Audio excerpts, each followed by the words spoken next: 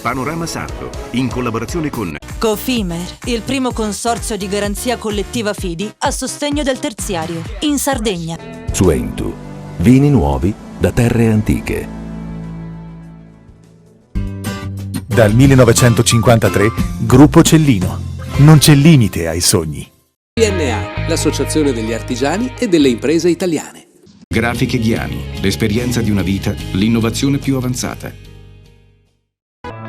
SE Trand, settore ecologia, dal 1979 al servizio dell'ambiente in Sardegna.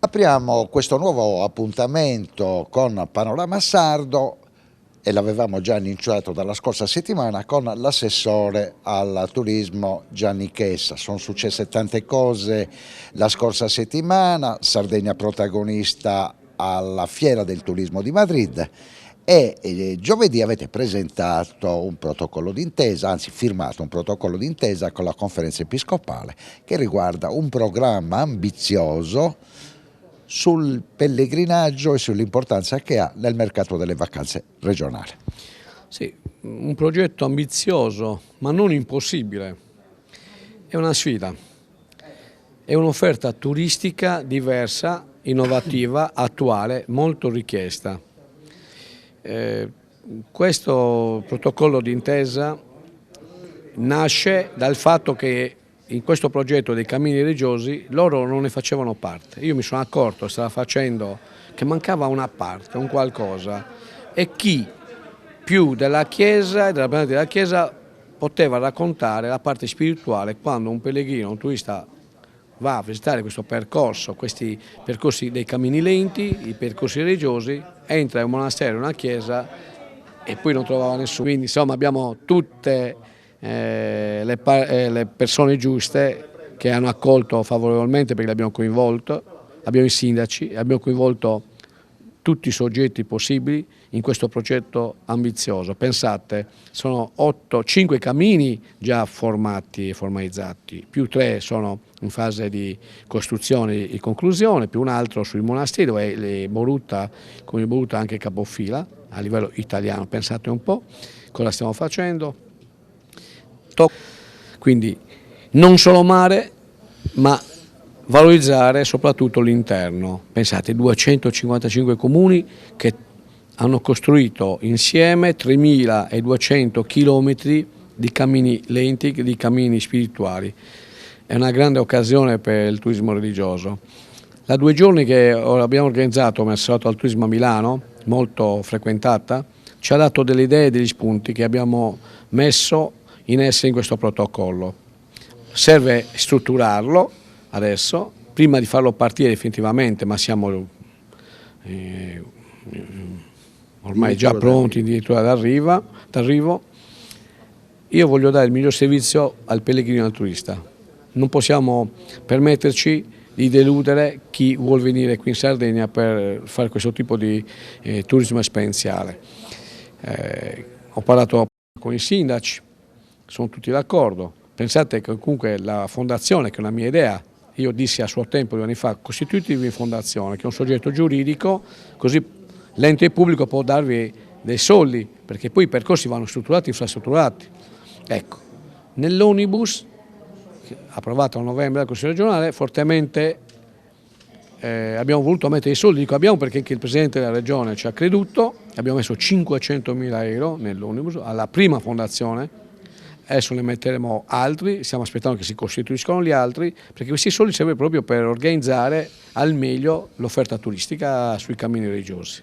Di tutto questo parleremo tra poco nel prossimo blocco. Adesso noi eravamo rimasti d'accordo che alla fine dell'anno avremo avuto il dato definitivo della stagione turistica 2021. Com'è stata?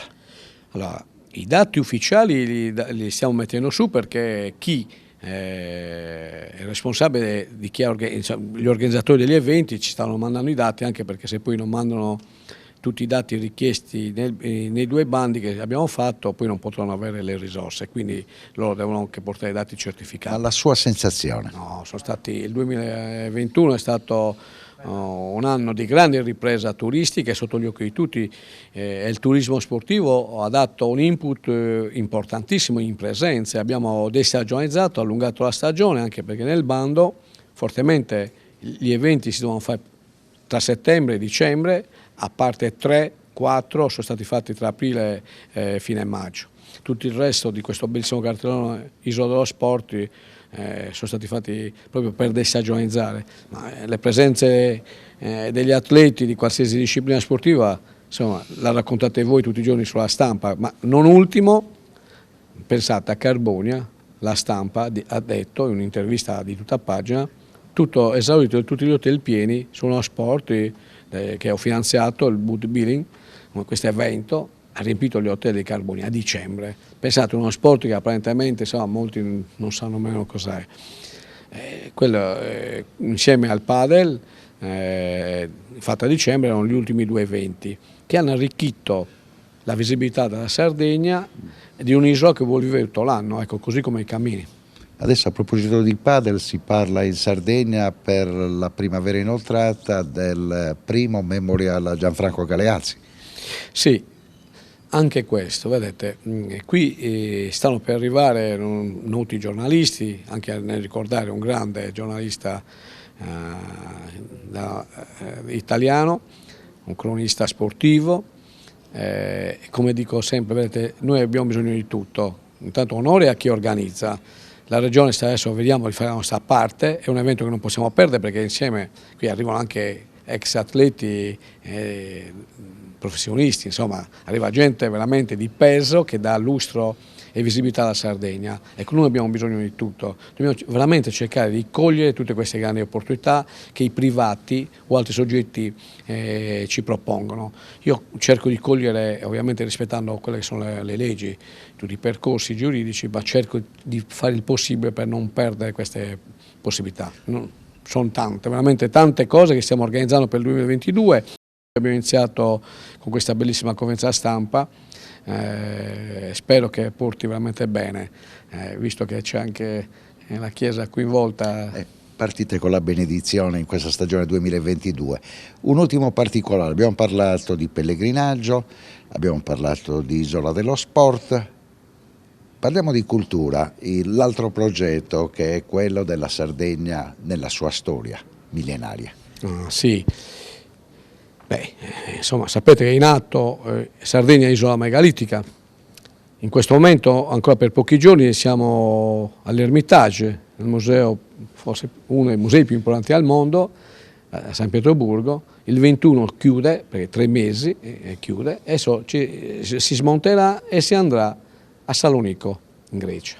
3 mesi e poi questo progetto bellissimo della storia millenaria della Sardegna va a Napoli, nel museo più grande a cielo aperto al mondo, che è Pompei, e chiudiamo verso giugno, si chiude questo bellissimo ciclo di 1 anno e più fuori di casa, per poi ritornare e portiamo la nostra storia millenaria qui, e poi però ci sono altri eventi. Questo bellissimo progetto continua come la prima fiera dell'archeologia che stiamo cercando di organizzare tra maggio e giugno per la prima volta. Come dico sempre, la Sardegna nel mondo, ma poi dobbiamo portare il mondo in Sardegna. Quindi l'archeologia, il turismo archeologico è un'altra forma di offerta turistica che darà una grande possibilità economica, veramente di crescita economica ai sardi della Sardegna. Dobbiamo solo crederci, dobbiamo solo saper promuovere i nostri tesori, noi dobbiamo saper raccontare storie vere, storie autentiche, e le abbiamo tutte in Sardegna.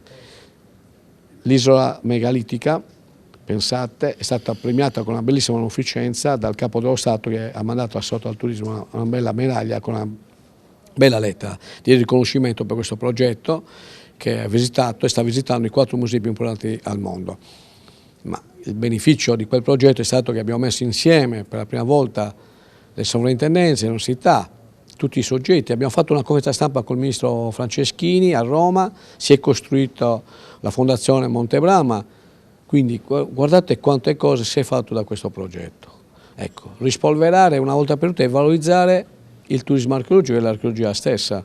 Quindi io ovviamente essendo assessore al turismo devo portare gente, devo dare offerte turistiche più ampie possibili, ma è un mercato mai scoperto, mai offerto. È ora veramente di potenziarlo come merita, perché anche lì c'è una fame di sapere, di cultura e di storie archeologiche e la Sardegna può fare la storia del mondo, non ultimo le ultime scoperte di Montebrama. Ecco, non solo viene valorizzato poi Cabras, dove è stata fatta di recente, pensate che queste scoperte risalgono al 1964 e solo oggi ne stiamo parlando, perché io ho avuto il coraggio di scardinare un po' questa omertà di tenere chiuso, no, nei cassetti le nostre scoperte. Ecco, noi le dobbiamo portare nel mondo, noi investiamo, la politica investe per ricerca e scoperte, ma poi dobbiamo valorizzarle, dobbiamo raccontarle.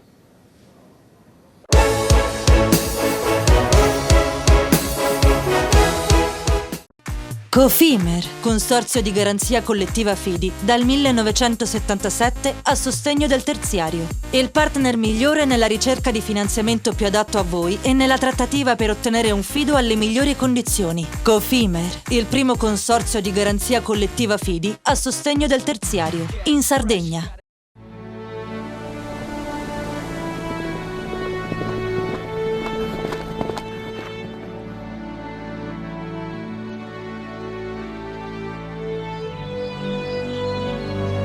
Nel cuore della Sardegna esiste un luogo dove natura e bellezza si incontrano. È qui che nascono i vini della cantina Suentu.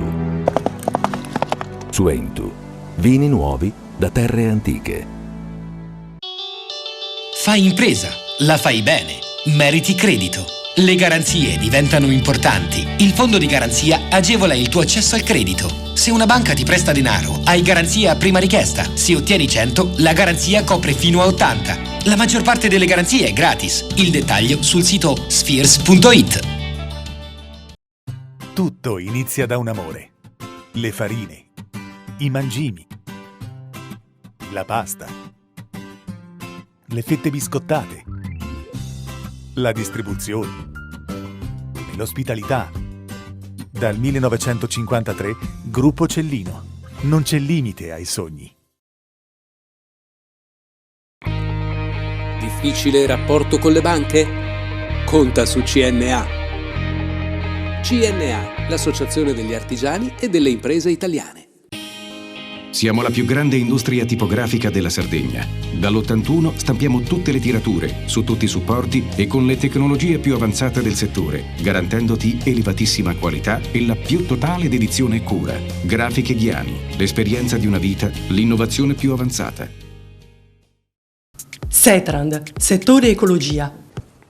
La Setrand, leader in Sardegna nel settore ambientale, si rivolge alle amministrazioni pubbliche e alle aziende dell'isola. Mettiamo a disposizione la nostra struttura organizzativa, fornendo un valido supporto per la gestione di tutti i rifiuti speciali, pericolosi e non pericolosi, in linea con la nostra certificazione EMAS. Dal 1979 al servizio dell'ambiente.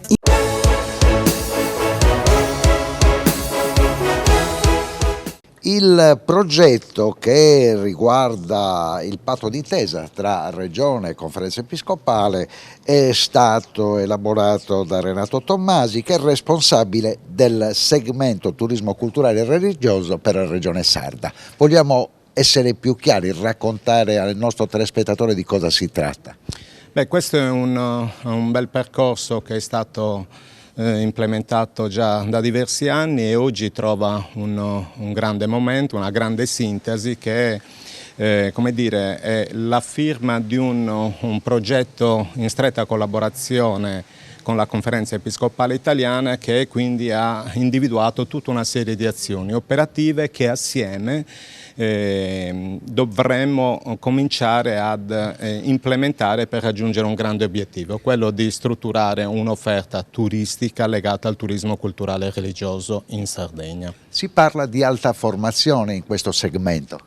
Una delle esigenze che subito abbiamo rilevato occupandoci di questa tematica è stata quella di cominciare a identificare questo comparto provando a offrire un valore aggiunto, che è quello di garantire l'autenticità del patrimonio materiale e immateriale che questo comparto ci offre, grazie a quanto è disponibile presso le diocesi, quanto è disponibile nei territori e nelle amministrazioni locali. La formazione è un elemento fondamentale che non riguarda evidentemente solo la Regione Sardegna, ma tutto il continente nazionale, quindi un problema sentito e ben identificato. Lo faremo attraverso l'individuazione di competenze che sono in grado di garantire ai nostri ospiti, che siano essi pellegrini o semplicemente turisti, l'opportunità di vivere un'esperienza che sicuramente è diversa da quella che può fare un turista tradizionale che entra in una chiesa piuttosto che farsi un percorso di trekking o qualcosa di simile. Dottor Tommasi, cosa rappresenta in termini numerici il turismo religioso in Sardegna oggi? Allora, questo è un dato che intanto è difficile da riscontrare, perché in genere dobbiamo sempre fare riferimento a dei dati che non riguardano né il nostro territorio neanche lo scenario nazionale. La stessa Via Francigena fa fatica a capire qual è la portata di questo segmento di attività. Certo è che il turismo lento, il turismo sostenibile, all'interno del quale si colloca il turismo culturale e religioso, è la nuova frontiera dell'offerta turistica che ogni regione nazionale, ma oltre quella del Mediterraneo, si devono confrontare. Il discorso del balneare ormai è consolidato, la sfida, probabilmente anche visto l'esperienza che stiamo facendo con le problematiche della pandemia, probabilmente sono legate a questa grande opportunità, che è quella di vivere un territorio in maniera in sinergia con le comunità, in sinergia con i valori di quel territorio. In ogni caso parliamo di un turismo che va oltre l'estate. Questo è un turismo che probabilmente parte proprio quando la stagione balneare sta terminando e può rallentare la sua potenzialità quando il turismo balneare sta ripartendo. Stiamo parlando sostanzialmente in Sardegna di 12 mesi, all'interno dei quali per 9-10 mesi il turismo culturale e religioso può offrire grandi opportunità. Nel giorno della presentazione del protocollo d'intesa tra Regione Sardegna e Conferenza Episcopale Sarda, una vetrina speciale per il monastero benedettino di Soles, che è un fiore all'occhiello della Sardegna. Ecco, sì, io ringrazio per questa attenzione che hanno voluto dare alla nostra realtà di San Pietro di Sores, ma dicevo anche a tutte quelle realtà dei santuari, dei conventi, delle case di accoglienza che ogni giorno lavorano per questo itinerario spirituale e anche per questi cammini, quindi ecco, è uno sguardo anche verso tutte le altre realtà della Sardegna. Quanti sono i pellegrini che vi fanno visita nel corso dell'anno? Allora, naturalmente in questo tempo di pandemia c'è stato una notevole diminuzione. Sono tantissimi, credo diverse migliaia ogni anno. Non abbiamo una stima precisa, anche perché molte volte il turista soprattutto va e viene, entra nella basilica, guarda questa bellezza e poi un po' scappa via. Dovremmo invece lavorare per offrire una permanenza più lunga e più attenta. Abate, mi vuole presentare in un minuto la storia del vostro monastero benedettino? La storia del nostro monastero è una storia che ha delle radici nei millenni, cioè della presenza dei due ultimi millenni, della presenza dei benedettini in Sardegna, poi ripristinata intorno agli anni 50 in un luogo molto significativo che è la cattedrale di San Pietro di Sores, questo colle nel territorio del Meilogu, molto bello, molto storicamente ricco di archeologia, di storia, e adesso anche di questa grande tradizione spirituale che è il monachesimo. E c'è una grande soddisfazione per aver avuto una destinazione d'eccellenza nel pellegrinaggio sardo, nel percorso studiato dalla Regione.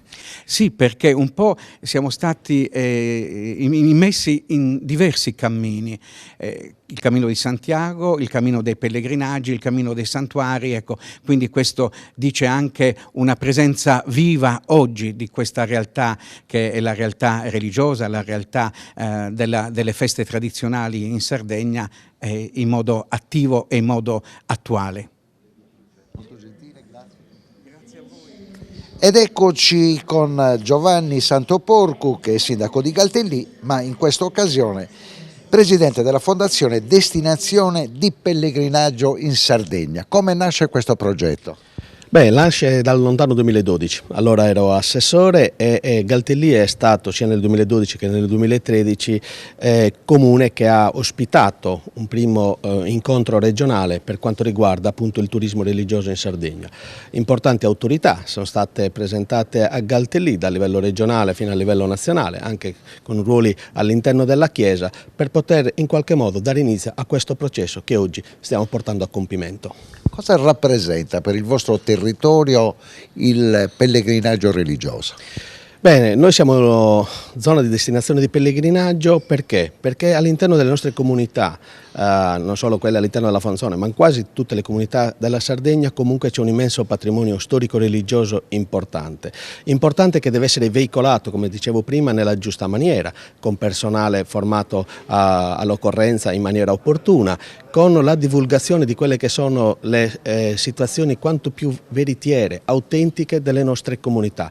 In Europa e in Italia si muovono milioni di persone che vanno proprio alla ricerca di queste che sono delle vere e proprie specificità, perché la Sardegna occupa un ruolo veramente preeminente anche a livello nazionale, visto la sua storia, che è appunto terra natia di diverse culture e quindi in qualche modo custode di un immenso patrimonio che appartiene appunto a queste comunità. Queste comunità avevano bisogno e oggi ecco perché qui siamo presenti insieme all'assessorato al turismo, insieme alla CESE con sua eccellenza Monsignor Mura, per avere i giusti partner per portare veramente a un livello molto molto alto e di qualità quello che è la nostra storia che è all'interno delle nostre comunità. Ci sono comuni gemellati nella vostra fondazione? Sì, adesso abbiamo iniziato già da ieri, perché parto sempre dal dire che la fondazione non è un elemento chiuso, è un elemento che si apre ad altri comuni che esprimono veramente quelli che sono i capisaldi del nostro statuto. Possiamo definirlo un capofilo a livello regionale? Sì, esatto, questo è uno strumento che abbiamo creato, è un unicum anche a livello nazionale, perché non tutte le regioni italiane hanno uno strumento come quello che abbiamo costituito oggi e proprio ieri, dicevo, è entrato il comune di Borutta, che è con il suo immenso patrimonio, grazie anche all'abate che oggi è anche presente e dei monasteri che sono presenti in Sardegna, andiamo ad aprirci a un altro motivo di visita di quelle comunità e quindi non siamo, come diceva giustamente anche la riflessione dell'assessore, non siamo solo mare, ma grazie a questi strumenti siamo anche tanta terra, la terra appunto sarda che è veramente custode di questi immensi patrimoni. Ed eccomi con una mia vecchia conoscenza, Antonello Mura, presidente della Conferenza Episcopale Sardo, che non vedevo da tanto tempo, l'ultima volta era stato in occasione di eventi sportivi. Sì, grazie a te avevo avuto la possibilità di fare un'intervista a Riva, allora ero non vescovo ma ero direttore del giornale diocesano di Alghero Bosa. Una bella esperienza. Sì, assolutamente sì, una bellissima esperienza, un bel ricordo. Parliamo di questo accordo che avete sottoscritto con la Regione Sarda, che lei ha sottolineato, è un'esperienza capofila anche a livello nazionale. Sì, trovarsi insieme conferenza e assessorato è stata tanto un percorso lungo e oggi con la firma del protocollo diciamo che sono venute a galla positivamente, intese, obiettivi e anche strumenti per realizzarli. Cosa rappresenta il pellegrinaggio per la Sardegna? È difficile che uno passi in Sardegna, cammini senza incontrare un riferimento religioso e quindi culturale.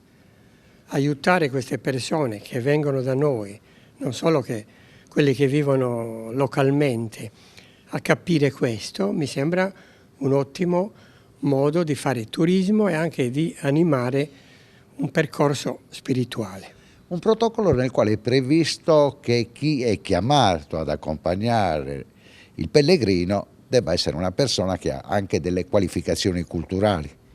Sì, perché non basta la buona volontà, il volontariato, bisogna che abbia studiato anche che cosa vuol dire e cosa c'è dietro quella storia in quel luogo, con quella persona o santo o percorso che storicamente la gente di Sardegna conosce, ma non sempre conosce in modo approfondito.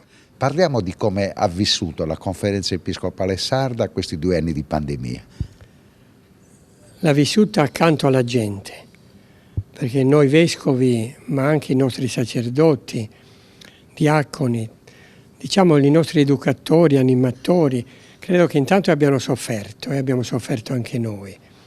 Si è creata necessariamente distanza fisica, si è creata anche lontananza talvolta, non solo distanza.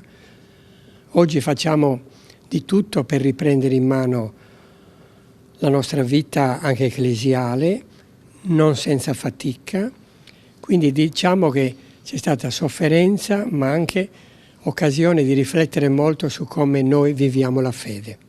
E in questi 2 anni sono raddoppiati i poveri. E lo sappiamo bene attraverso le Caritas diocesane, attraverso ciò che anche a noi vescovi arriva personalmente. Sono aumentati perché c'è una povertà anche spirituale, materiale, ma anche spirituale. Penso agli anziani e al loro isolamento. La loro paura. La loro paura che si manifesta anche in distacco, quasi diffidenza, anche verso ciò che tradizionalmente li aveva accompagnati.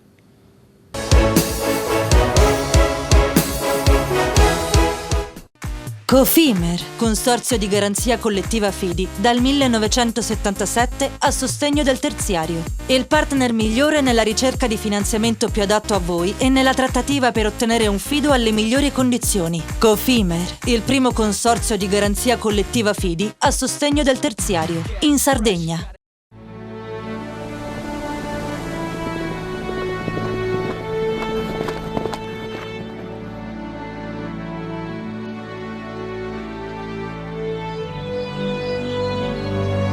Nel cuore della Sardegna esiste un luogo dove natura e bellezza si incontrano. È qui che nascono i vini della cantina Suentu.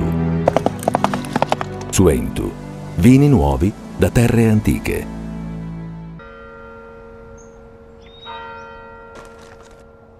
E tu? Filiere ghinisesi. È nata la pasta Ercole.0, l'unica di filiera sarda al 100%, certificata dal grano alla tavola. Scopri il nuovo gusto Cellino nel tuo supermercato di fiducia.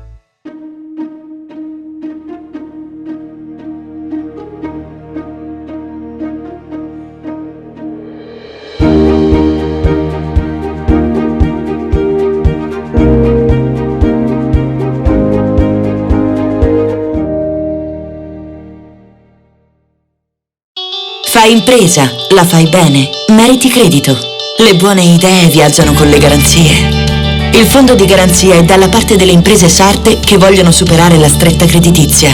I dettagli sul sito sfirso.it. Meno scartoffie e più efficienza? Conta su CNA. CNA, l'associazione degli artigiani e delle imprese italiane. Setrand, settore ecologia. La Setrand, azienda leader in Sardegna nel settore ambientale, si rivolge alle pubbliche amministrazioni e alle imprese dell'isola. Forti delle nostre competenze e dei nostri mezzi, realizziamo bonifiche di siti inquinati anche da amianto. Dal 1979 al servizio dell'ambiente in Sardegna.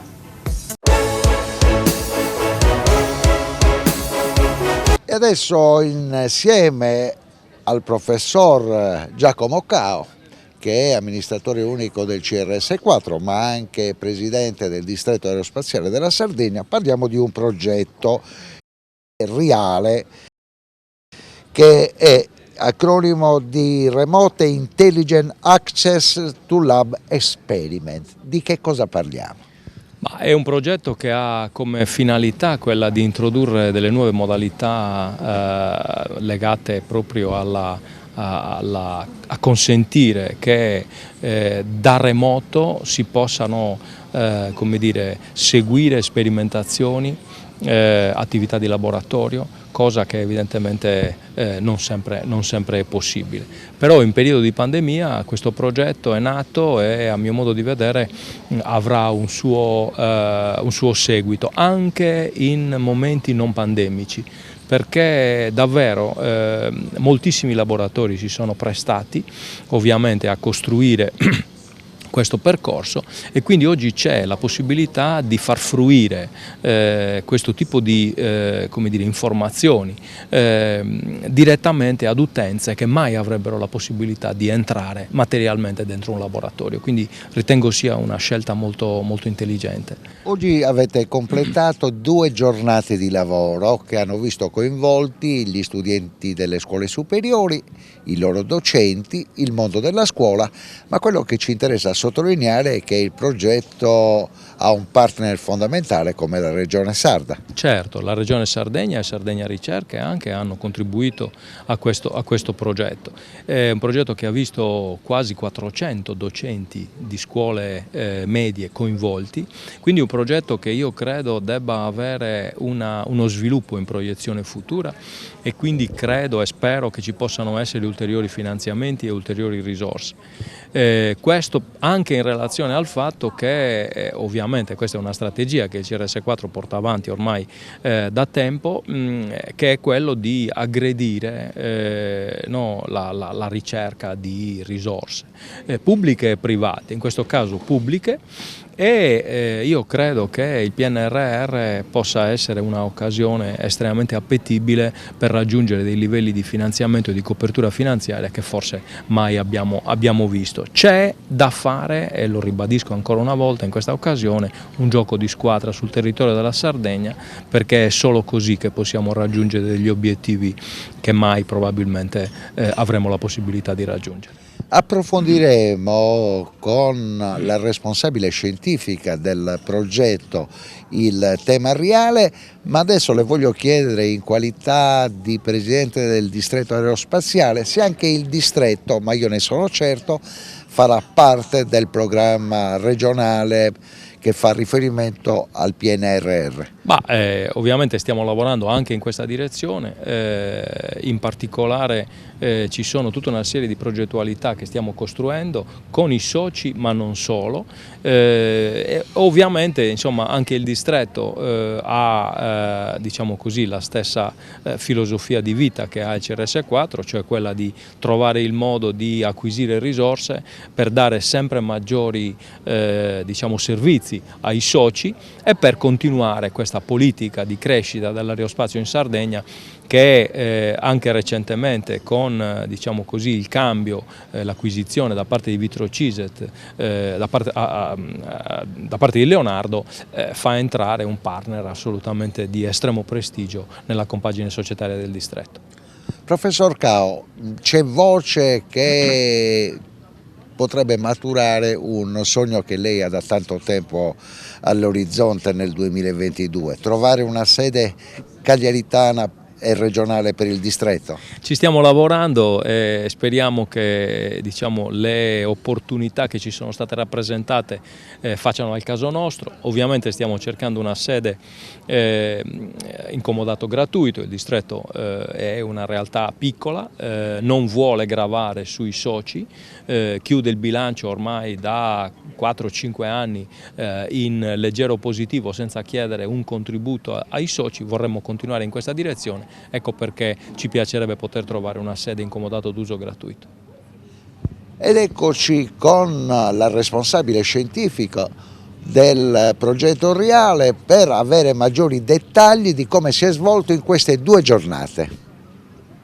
Sì, allora durante queste 2 giornate abbiamo presentato sia i risultati ottenuti con il progetto IDEA, un triennio passato a sviluppare dei laboratori innovativi per le scuole, nelle quali hanno partecipato più di 400 docenti su tutto il territorio della Sardegna. Quindi abbiamo presentato dei risultati importanti, positivi, anche nel merito, quindi con una valenza rispetto all'impatto nel merito dell'apprendimento, quindi un percorso significativo per gli studenti e anche per i docenti che sono stati accompagnati nel come integrare l'innovazione tecnologica nella propria didattica. Poi è stata l'occasione anche di dare il punto di partenza e la via al progetto RIALE che abbiamo potuto vedere tramite una prototipizzazione dell'anno scorso. Invece quest'anno abbiamo un catalogo di 8 laboratori scientifici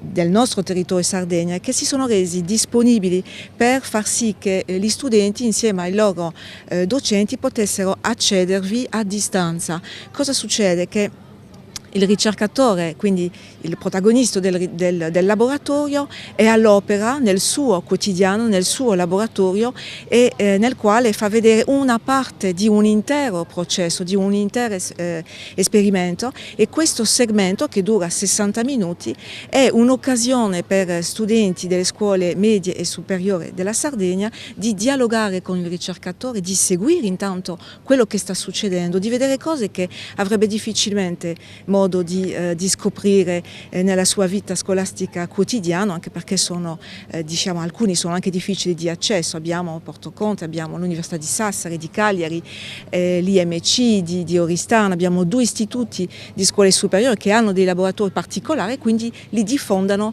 verso l'esterno per i ragazzi di età inferiore. È un modo di capire meglio la scienza, di capire, di entrare nel processo, non solo di captare un insieme di nuove conoscenze, ma di entrare proprio nel processo, cosa si sta facendo nel laboratorio scientifico e per quali usi, quindi una comprensione anche per quali applicazioni, perché la società si preoccupa di questo tipo di esperimento, quindi far crescere una consapevolezza del perché della scienza fatta in un determinato modo. Serve anche di orientamento, chiaramente, serve di orientamento perché prima capisco qual è il ruolo di un ricercatore, di che cosa si sta occupando e come lo sta facendo, e meglio capisco quello che io sto facendo in classe dal punto di vista teorico con il mio docente. Questi sono gli obiettivi che vogliamo raggiungere con questo progetto RIALE. Ha trovato grande motivazione sia negli studenti che nei loro docenti?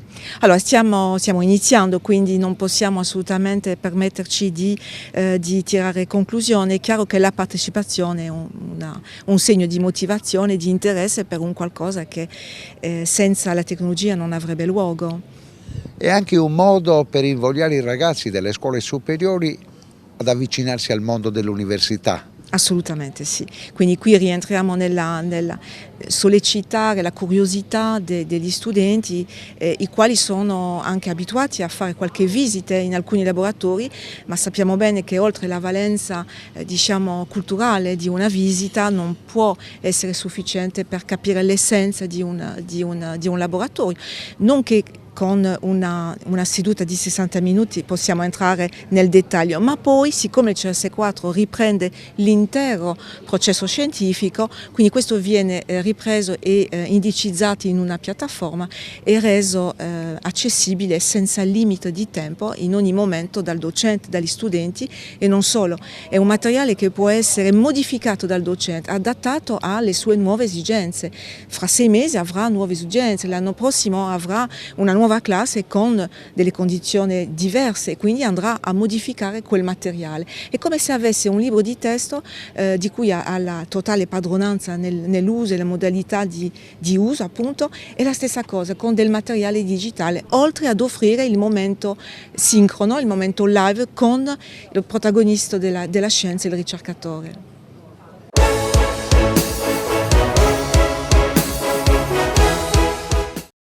Cofimer, consorzio di garanzia collettiva Fidi, dal 1977 a sostegno del terziario. Il partner migliore nella ricerca di finanziamento più adatto a voi e nella trattativa per ottenere un fido alle migliori condizioni. Cofimer, il primo consorzio di garanzia collettiva Fidi a sostegno del terziario, in Sardegna. Nessuno lotta per la tua impresa? Conta su CNA. CNA, l'associazione degli artigiani e delle imprese italiane. Siamo la più grande industria tipografica della Sardegna. Dall'81 stampiamo tutte le tirature, su tutti i supporti e con le tecnologie più avanzate del settore, garantendoti elevatissima qualità e la più totale dedizione e cura. Grafiche Ghiani, l'esperienza di una vita, l'innovazione più avanzata. Tutto inizia da un amore. Le farine, i mangimi, la pasta, le fette biscottate, la distribuzione e l'ospitalità. Dal 1953, Gruppo Cellino. Non c'è limite ai sogni. Fai impresa, la fai bene, meriti credito. Non c'è solo il credito bancario. Con i mini bond e le cambiali finanziarie coperti dal fondo di garanzia, i tuoi progetti trovano nuovi investitori che credono in te. Contatta Spheres.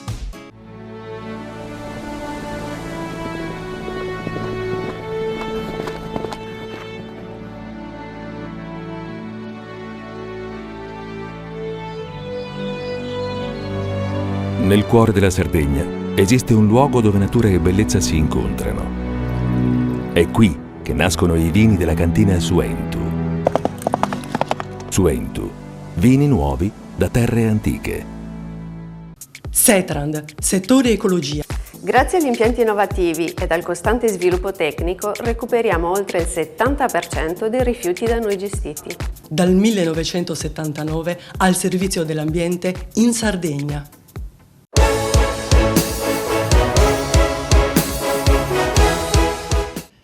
Riprendiamo un tema che abbiamo affrontato la scorsa settimana con il direttore regionale di Coldiretti Luca Saba e lo facciamo negli uffici del mercato ortofrutticolo della Sardegna con il direttore generale Giorgio Licheri. Si parlava con Saba di difficoltà nel vostro settore affrontate nel corso del 2021.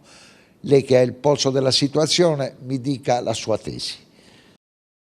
Dobbiamo distinguere le problematiche nella produzione e nella commercializzazione. Per quanto riguarda la produzione effettivamente ci sono state delle problematiche legate al un clima particolare che ha determinato in determinati momenti una scarsità di offerta, in altri momenti eccesso di produzione e quindi i prezzi sono stati meno remunerativi rispetto a quello che avveniva storicamente negli altri anni. Da un punto di vista commerciale però ragionando come settore, quindi avendo presente non soltanto la produzione locale ma in generale anche la domanda di prodotti ortofrutticoli che ovviamente è determinata sia dalla produzione locale che dai prodotti di importazione, il 2021 non è andato bene come il 2019 che è stato un po' l'anno boom nel consumo di ortofrutta, però c'è stata una ripresa in termini di volumi rispetto al 2020, per cui a sentire gli operatori non si sono raggiunti ancora il picco del 2019 ma comunque c'è stato un miglioramento rispetto al 2020, quindi un calo nel 2020 anche se con margini un po' più alti nel periodo iniziale della pandemia e poi una ripresa nel 2021. Questa ripresa è stata trainata in modo particolare dalla domanda estiva che ha conosciuto un po' un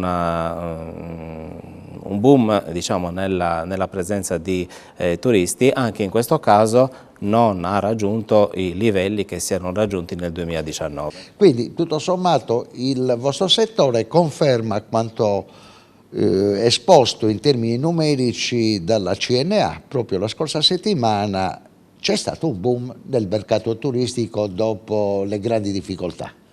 Sì, noi purtroppo o per fortuna siamo fortemente condizionati dalla presenza di turisti in Sardegna. Siamo una regione con solo 1,5 milioni di abitanti, tra l'altro con un reddito medio abbastanza basso, e quindi nelle stagioni, nel periodo in cui non sono presenti i turisti, quindi in particolare dal mese di novembre fino al mese di aprile, il settore soffre in modo importante. Di quanto aumenta in percentuale? Di quanto aumenta? Questo dipende un po' dai prodotti, però c'è proprio un raddoppio delle vendite nel periodo. Il turista predilige il prodotto locale? Ma per quanto riguarda l'ortofrutta, diciamo, ancora non c'è questa attenzione neppure del consumatore, anche se le strutture turistiche stanno sempre di più richiedendo dei prodotti che raccontino un po' meglio la Sardegna, perché il turista che ormai viene in Sardegna cerca sì il mare, però è sempre di più attento alla storia del territorio. Dobbiamo essere più bravi noi, quindi tutta la filiera, a raccontare meglio questo prodotto e a evidenziare quello che è di origine locale e quello che invece è di importazione. In ogni caso il prodotto locale è riconosciuto sia dal turista sia dal consumatore che non viene in Sardegna per avere delle caratteristiche diciamo, di ottima qualità. Da questo punto di vista le principali produzioni quali carciofo e pomodoro sono famosi non soltanto in tutta Italia ma anche al di fuori. Sui giornali oggi si parla di due temi in maniera assoluta: l'elezione del Presidente della Repubblica, il secondo tema il rischio di inflazione. Ma stanno aumentando tanto i prezzi?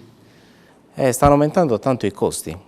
I costi diciamo, in questo caso stanno interessando veramente tutti gli attori della filiera, perché oltre il costo dell'energia, quindi l'energia elettrica, ma anche il gas e anche il gasolio che poi serve per i trasporti, nel settore sono aumentati praticamente dal mese di ottobre il costo delle materie prime per le produzioni, quindi stiamo parlando di fertilizzanti, di concimi, ma anche di materiale plastico che viene utilizzato comunque per diciamo, le produzioni, oltre che quelle degli imballaggi.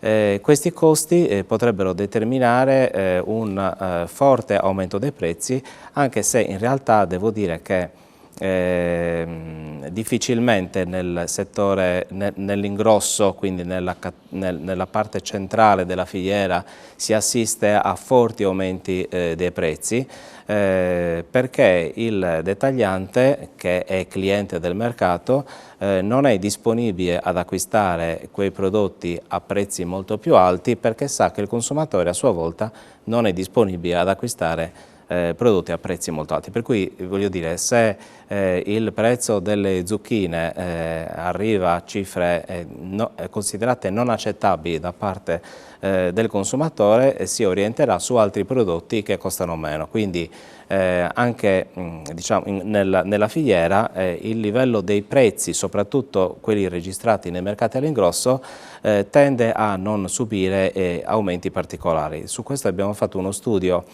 con i mercati che fanno parte della rete di Italmercati, 18 mercati italiani, e abbiamo visto che dal 2010 al 2020 il livello dei prezzi all'ingrosso è rimasto sostanzialmente invariato, e questo è anche un problema, perché in questi 10 anni si sono assottigliati i margini, perché i costi tendono ad aumentare normalmente un po' diciamo sia per le materie prime, per il personale, mentre i prezzi tendono a rimanere sostanzialmente invariati. Quindi la nostra preoccupazione è che questo aumento di del costo delle materie prime, soprattutto nel mondo della produzione, e anche all'interno del mercato, con l'aumento vertiginoso del costo dell'energia elettrica, possa creare difficoltà a imprese che sono già un po' in difficoltà perché hanno dei margini molto risicati. Altro tema che affronteremo dettagliatamente proprio in chiusura di trasmissione riguarda il primo congresso regionale della FIP, la Federazione dei Pubblici Esercizi. E nel vostro caso il tema è quello di Horeca, la distribuzione che riguarda i ristoranti, gli alberghi. Si accusa in Sardegna la perdita di 30.000 posti di lavoro e questo vuol dire che il 2022 sta presentandosi con qualche difficoltà dovuta alla pandemia. Questo si ricollega a quello che dicevo prima. In Sardegna abbiamo tante imprese che lavorano con margini molto bassi, in economia si parla di imprese marginali e quindi tutte le volte che ci sono degli shock che determinano un aumento dei costi, per esempio, queste imprese tendono ovviamente a non avere più convenienza a stare sul mercato e quindi chiudono. C'è da preoccuparsi che questo avvenga nel mondo della produzione ma anche nell'ambito della distribuzione sia al dettaglio che nel settore della ristorazione. Il settore della ristorazione è quella che ha dei margini un po' più elevati ma è anche quella che in questi anni per effetto della pandemia è quella che ha sofferto di più. Vediamo in questi giorni a Cagliari che insomma ci sono pochissime persone presenti nei ristoranti, un po' di più in quelli all'aperto. E quindi ovviamente questa situazione se tende a protrarsi per diversi mesi metterà in difficoltà tante imprese. Speriamo quindi che intanto usciamo da questa situazione di pandemia e ci ritorniamo in breve in situazioni di normalità. E poi per quanto riguarda diciamo, anche i prezzi e i costi, speriamo che per esempio l'energia elettrica ritorni a livelli accettabili, perché ai costi attuali non solo nel settore ortofrutticolo ma in tanti altri settori, pensiamo per esempio alla trasformazione che richiede grandissime quantità di energia elettrica nel settore manufatturiero, anche lì corriamo il rischio di vedere chiuse moltissime aziende. Si parla di comunità energetica, fino a che punto siete coinvolti? Allora, noi ambiamo a diventare la prima comunità energetica sarda e forse anche diciamo, italiana con una struttura un po' particolare. Abbiamo avviato questo percorso. Allora, i partner sono gli stessi operatori del mercato, nel senso che noi abbiamo una bolletta energetica all'interno del mercato di circa 800.000 euro. Abbiamo fatto un progetto che prevede la realizzazione di un unico impianto fotovoltaico che verrà condiviso con tutti i consumatori, che sono le stesse 70 imprese presenti nella struttura del mercato. Questa comunità energetica, in base alle normative recenti, la potremo estendere anche alle imprese vicine, quindi anche imprese agricole che si trovano nelle vicinanze, perché c'è la possibilità di estendere la comunità fino alla cabina primaria. Questo consentirà di avere un risparmio di circa il 20% rispetto ai costi di energia attuali e soprattutto ci consentirà anche di alimentare i nuovi mezzi elettrici che usciranno nei prossimi anni per quanto riguarda il trasporto delle merci.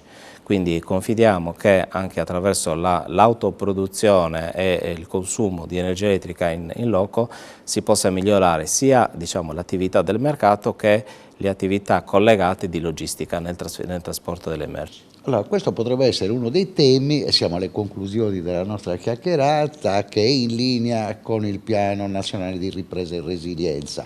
Ma in termini di sviluppo della digitalizzazione? Allora, questo è un ambito molto ampio, quello che riguarda la digitalizzazione. Il nostro obiettivo, noi abbiamo appena presentato un progetto su un bando della città metropolitana che prevede la digitalizzazione dell'attività di logistica e di vendita del prodotto ortofrutticolo.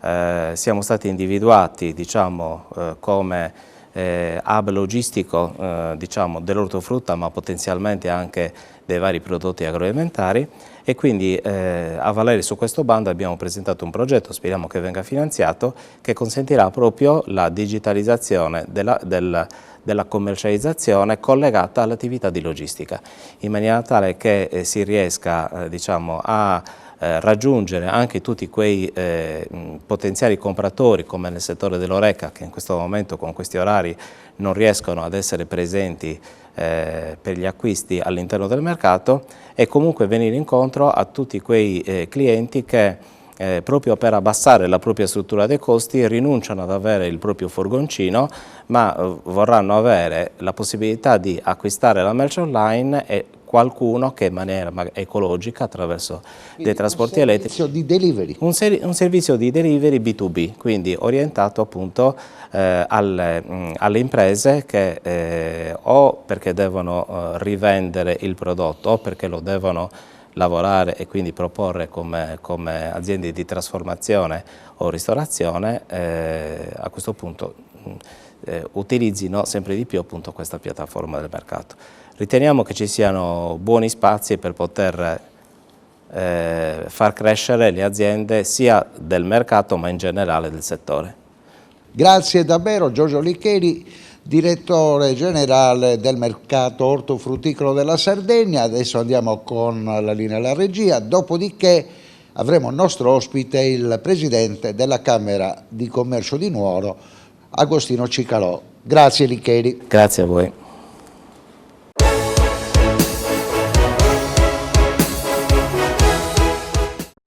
Cofimer, consorzio di garanzia collettiva Fidi, dal 1977 a sostegno del terziario. Il partner migliore nella ricerca di finanziamento più adatto a voi e nella trattativa per ottenere un fido alle migliori condizioni. Cofimer, il primo consorzio di garanzia collettiva Fidi a sostegno del terziario, in Sardegna.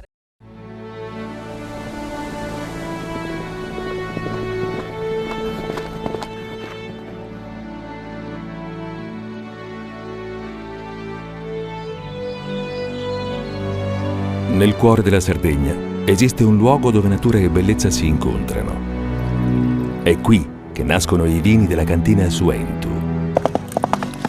Suentu, vini nuovi da terre antiche. Fai impresa, la fai bene, meriti credito. Le garanzie diventano importanti. Il fondo di garanzia agevola il tuo accesso al credito. Se una banca ti presta denaro, hai garanzia a prima richiesta. Se ottieni 100, la garanzia copre fino a 80. La maggior parte delle garanzie è gratis. I dettagli sul sito sfirso.it.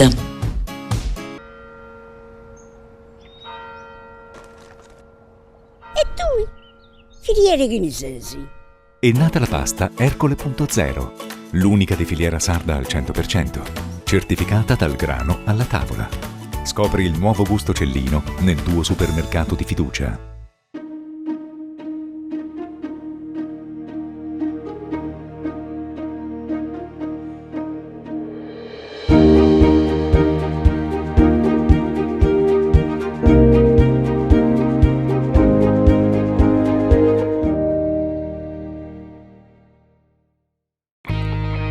Difficile rapporto con le banche?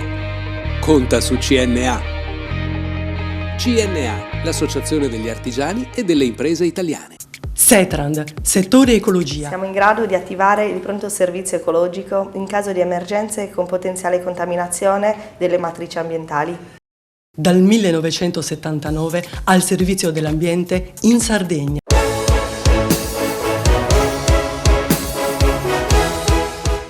Appuntamento con la Camera di Commercio di Nuoro, con Agostino Cicalò, che è alla sua guida da 9 anni e in queste ultime 2 stagioni ha dovuto affrontare i momenti più difficili, soprattutto 2020 terribile, e in questo 2021 che se n'è andato almeno la metà dei comuni che erano protagonisti di Autunno in Barbagia sono riusciti a portare avanti il loro progetto.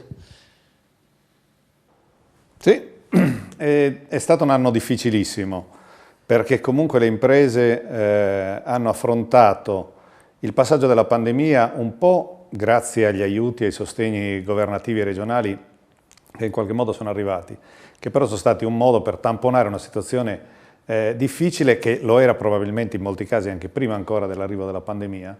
E quindi adesso poi dovremo affrontare l'uscita dalla pandemia, che sarà altrettanto dolorosa, ho paura purtroppo. E nel frattempo il nostro evento più importante, che è Autunno in Barbagia, che per l'anno 2020 è stato completamente bloccato, non si è tenuta nessuno degli appuntamenti, per il 2021 abbiamo voluto verificare con l'amministrazione comunale la possibilità di tenersi in presenza, anziché in digitale come stava succedendo nel 2020, le tappe di Autunno in Barbagia, e metà dei comuni sono riusciti comunque a realizzarlo, con grandi difficoltà, con un numero evidentemente minore di presenze. Chiaramente l'importante era quello di poter mantenere le condizioni di tranquillità nella visita dei luoghi di Autunno in Barbagia. Diciamo che in qualche modo ci siamo riusciti, o meglio ci sono riusciti i comuni, e quindi li ringrazio per il lavoro che hanno fatto, che è stato un lavoro durissimo, difficile, per il quale abbiamo contribuito anche dando la disponibilità ad avere presenti delle guardie giurate che controllassero i Green Pass, quindi mantenendo tutte le condizioni di sicurezza possibili per renderlo fruibile. E adesso, diciamo, come sempre, la speranza 2022, confidiamo che finalmente si possa ritornare a un Autunno in Barbagia completo, con tutti e 32 i comuni e con la possibilità dei nostri visitatori di poter godere e fruire di queste. Ecco, spieghiamo al telespettatore che magari conosce meno la manifestazione che cosa rappresenta sotto il profilo economico l'appuntamento d'autunno che richiama i turisti al di là dell'estate. Autunno in Barbagia è una formula che ormai ha più di 25 anni, è un modo col quale i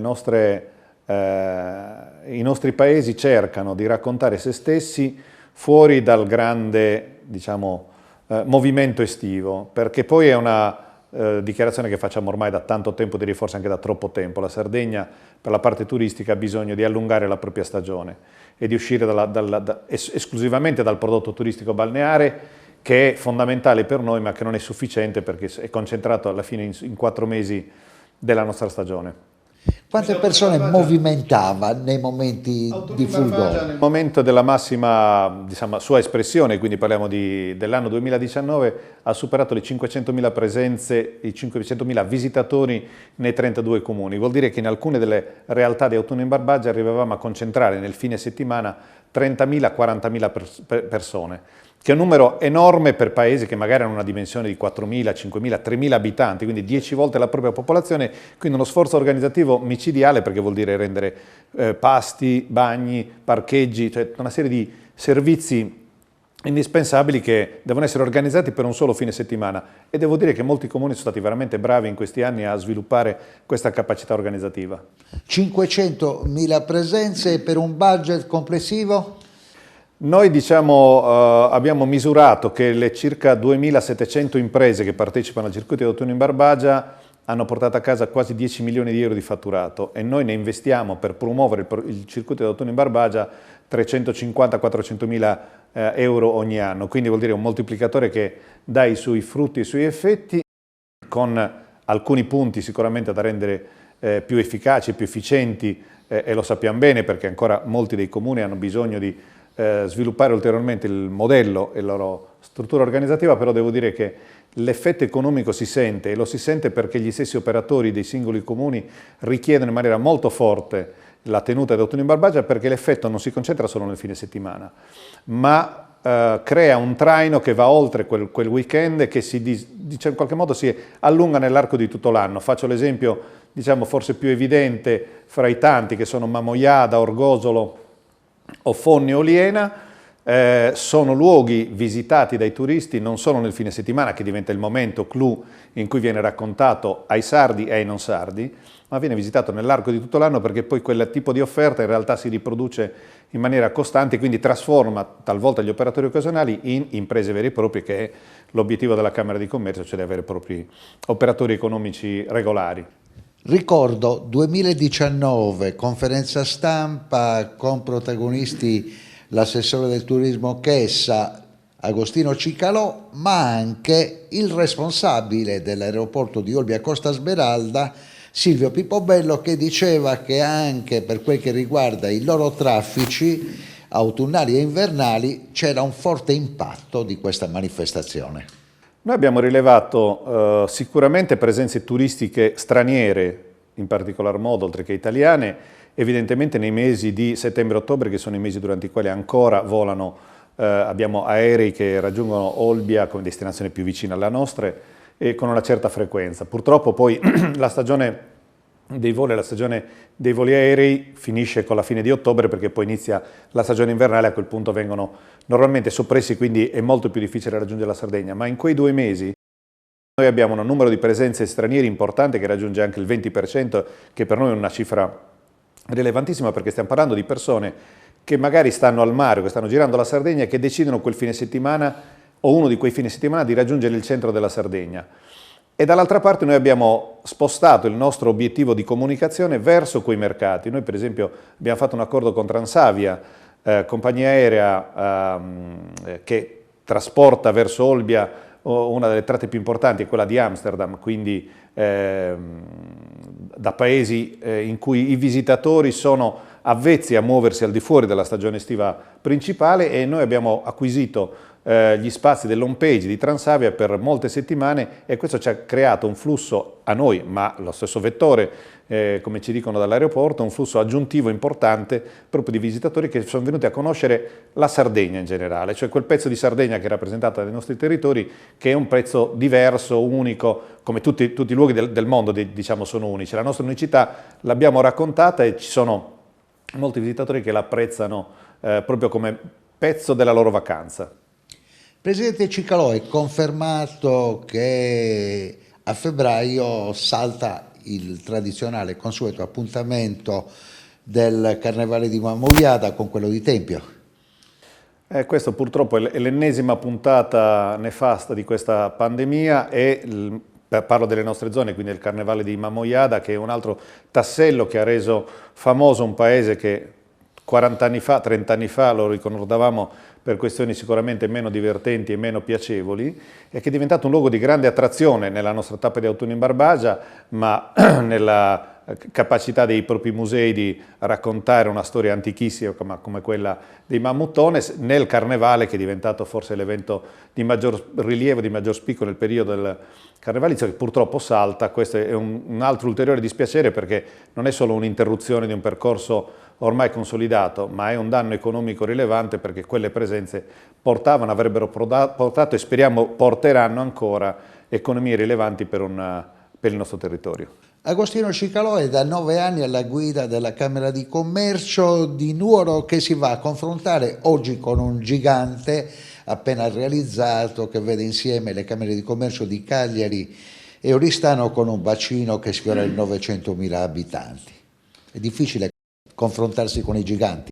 No, devo dire che la nostra soddisfazione, per dare i numeri, Cagliari e Oristano messi insieme adesso valgono circa 100.000 imprese, Nuoro vale 35.000 imprese, 34.000 imprese, quindi un terzo del numero delle imprese del Cagliaritano, chiaramente con una dimensione diversa. Il Cagliaritano concentra imprese più grandi. E poi abbiamo di fianco a noi Sassari, che ne conta altre 65.000, quindi diciamo Nuoro e Sassari insieme valgono quanto Cagliari e Oristano messi insieme. Qual è il valore aggiunto che possiamo dare?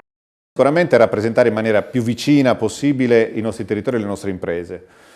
Rammento che la Camera di Commercio di Nuoro negli annali delle Camere di Commercio d'Italia è al 4° posto in quanto a efficienza di bilancio.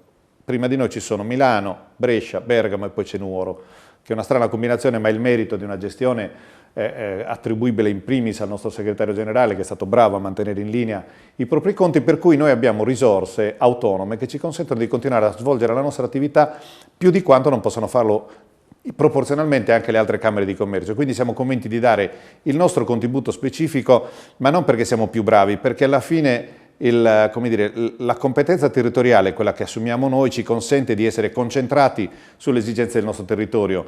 È evidente che quanto più si è lontani dal territorio, tanto meno è efficace il proprio intervento. Non a caso poi esistono i comuni, esistono le province, diciamo, nell'ambito della distribuzione degli enti, e noi pensiamo di riuscire a fare la nostra parte, insomma, come abbiamo fatto fino adesso, e le nostre condizioni economiche e finanziarie ce lo consentono ulteriormente. Oggi veramente ci sta solamente limitando la pandemia. Nel finale di rigore parlare di turismo, e lo facciamo con un presidente della Camera che è anche imprenditore turistico, e lo scorso anno in piena pandemia, insieme a Paolo Manca ha dato il via a una catena di alberghi con un progetto ambizioso e che punta sull'alta qualità. Diciamo che abbiamo sicuramente messo insieme e realizzato un nuovo hotel che è stato aperto l'estate 2021, quindi in piena pandemia, che è stato un grande divertimento, per certi versi una grande difficoltà, però insomma comunque anche un divertimento, una bella sfida. E dall'altra parte abbiamo messo insieme le realtà aziendali che noi già avevamo, quindi abbiamo costruito una rete univoca che è, diciamo, la sollecitazione che io faccio tutti i giorni a tutte le imprese. Il gruppo Felix. Il gruppo Felix, che vuol dire mettere insieme operatori economici che insieme cercano di fare economie di scala e cercano di essere più efficaci sul mondo della vendita del prodotto. E quindi adesso vediamo se il nostro progetto avrà successo. Il viaggio dalla Barbagia alla Gallura.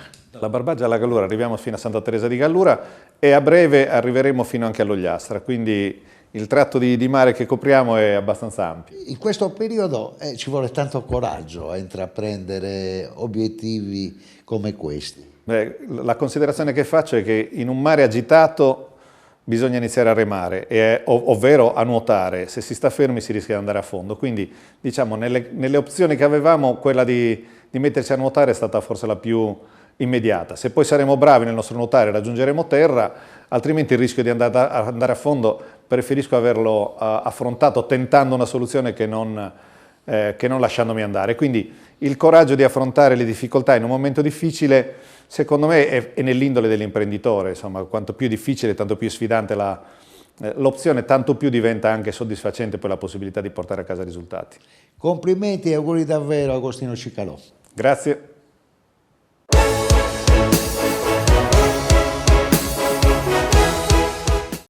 Cofimer, consorzio di garanzia collettiva Fidi, dal 1977 a sostegno del terziario. Il partner migliore nella ricerca di finanziamento più adatto a voi e nella trattativa per ottenere un fido alle migliori condizioni. Cofimer, il primo consorzio di garanzia collettiva Fidi a sostegno del terziario, in Sardegna.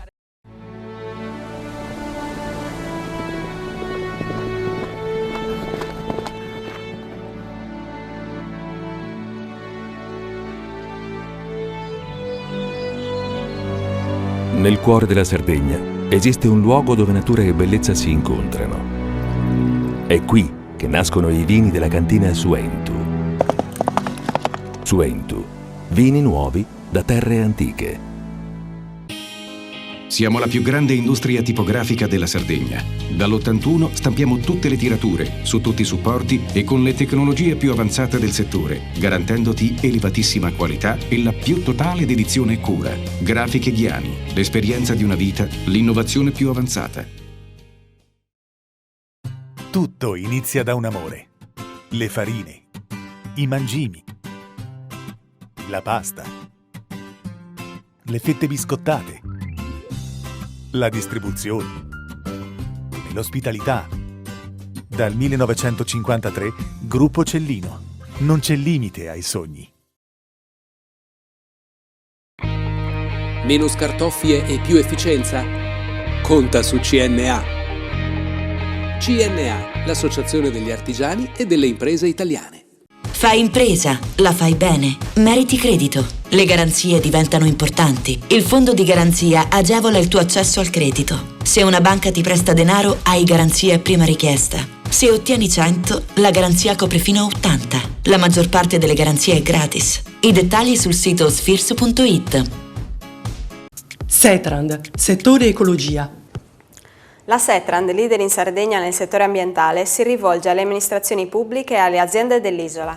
Mettiamo a disposizione la nostra struttura organizzativa, fornendo un valido supporto per la gestione di tutti i rifiuti speciali, pericolosi e non pericolosi, in linea con la nostra certificazione EMAS. Dal 1979 al servizio dell'ambiente in Sardegna.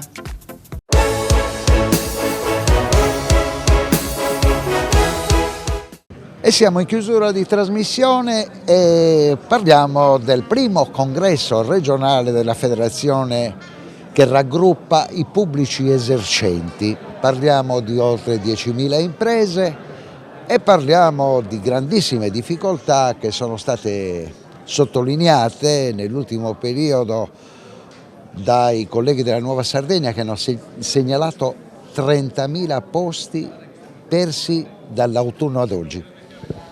Bertolotti.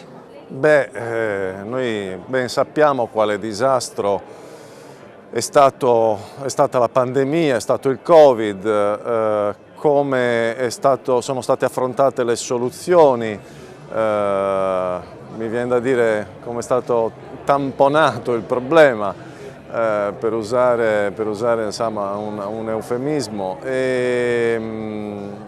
Ci troviamo in gravissima difficoltà, abbiamo perso in 2 anni moltissime quote di mercato, abbiamo perso in 2 anni oltre 500 aziende che sono fallite miseramente. Io ho richiamato nel mio intervento del congresso, ho richiamato il titolo di un romanzo dal quale mi sono recentemente appassionato, che è Salvare il fuoco. Dobbiamo veramente tutti insieme cercare di salvare il fuoco che anima il processo creativo di queste aziende che sono a pieno merito parte del PIL turismo generato in Sardegna e in tutta Italia, dove la motivazione balneare è costituita per il 64%, o meglio la motivazione di vacanza è costituita per il 64%, con una percentuale che è più o meno costante negli ultimi anni, per il 64% della motivazione balneare, dove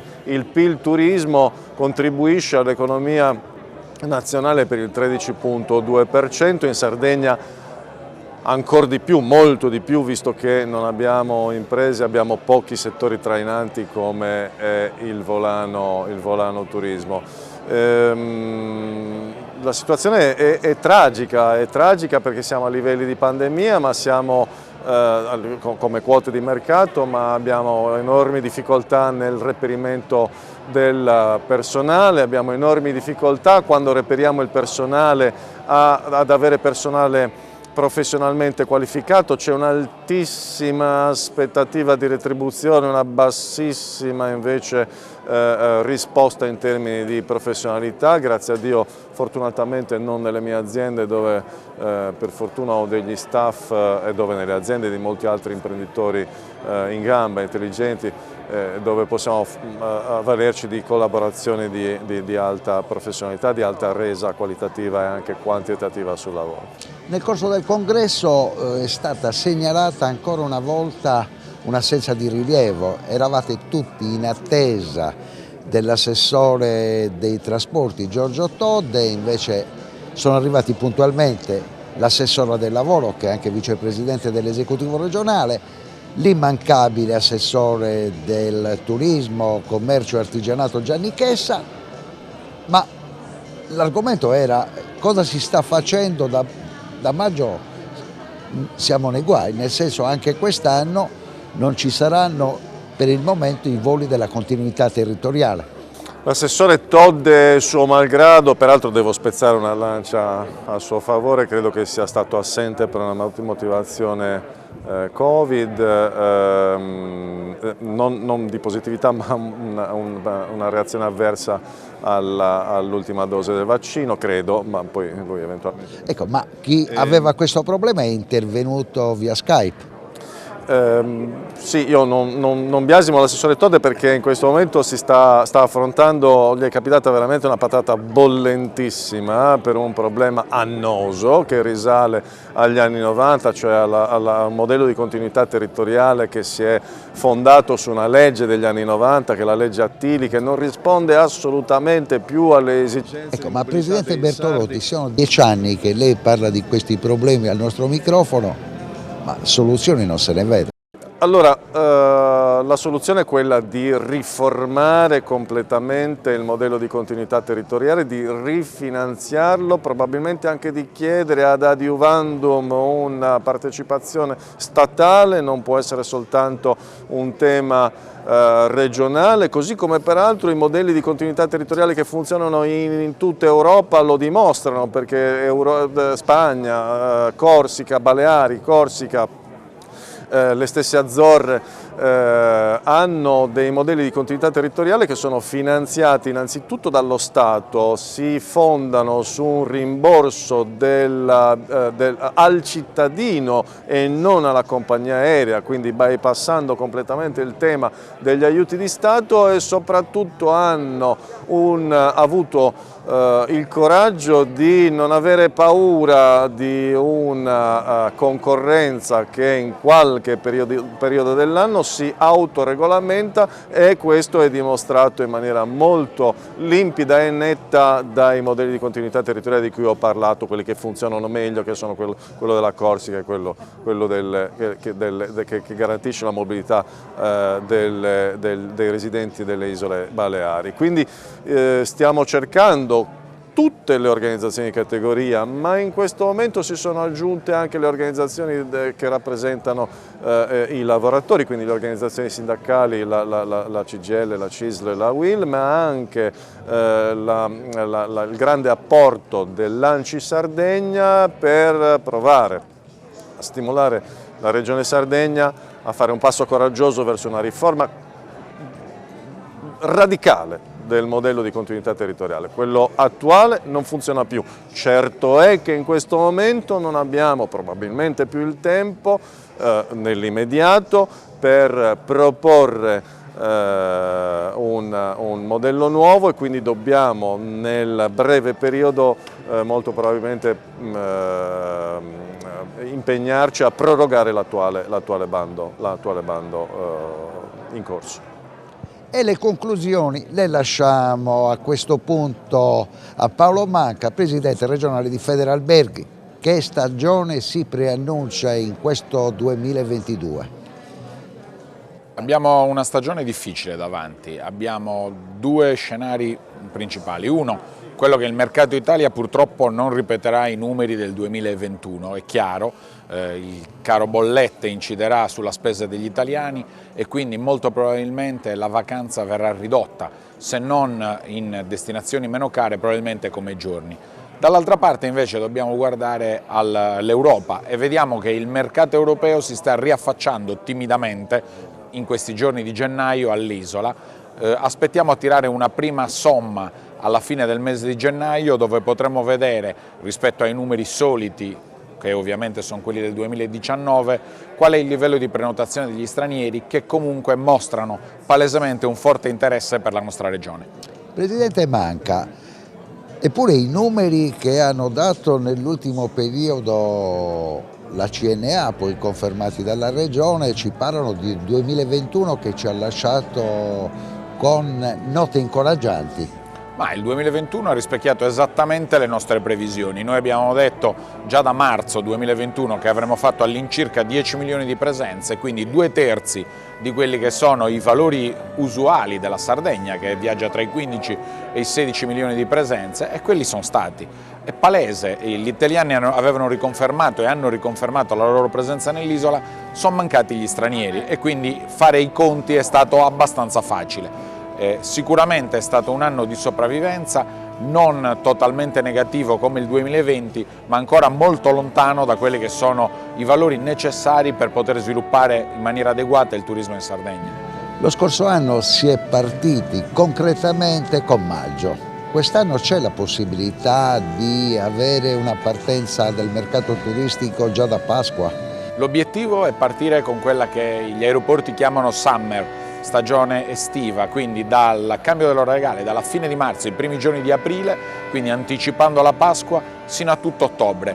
È una necessità riprendere a ragionare con i tempi soliti, con quelli a cui eravamo arrivati negli anni ante pandemia, anche per avere un confronto e capire quanto siamo ancora distanti. Quindi l'invito a tutti è quello che per i primi di aprile le attività siano pronte. Noi dal nostro punto di vista come imprenditori stiamo facendo assolutamente questo tipo di scelta e porteremo avanti l'iniziativa sul territorio in maniera costante.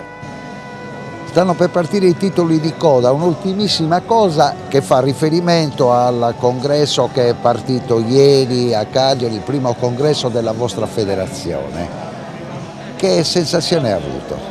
Un primo convegno degli amici ristoratori è importante. In un'unica tavola si è parlato con le istituzioni di turismo, di lavoro, Abbiamo invece importante necessità di programmazione, questo è l'inizio, grazie a questi eventi si parte e si inizia a ragionare insieme, dobbiamo assolutamente mettere nero su bianco le regole della programmazione e poi ovviamente sviluppare i progetti che da questa scaturiscono.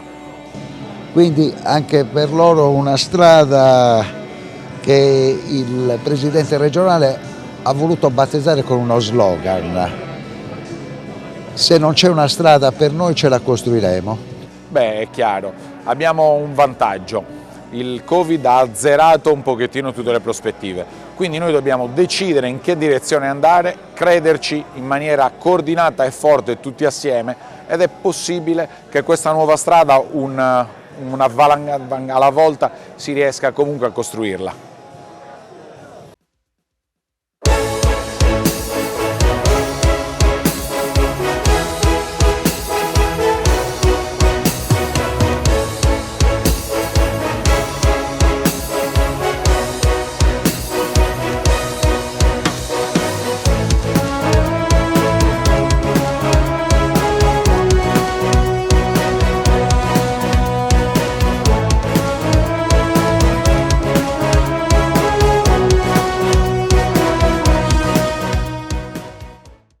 Cofimer, il primo consorzio di garanzia collettiva fidi a sostegno del terziario, in Sardegna.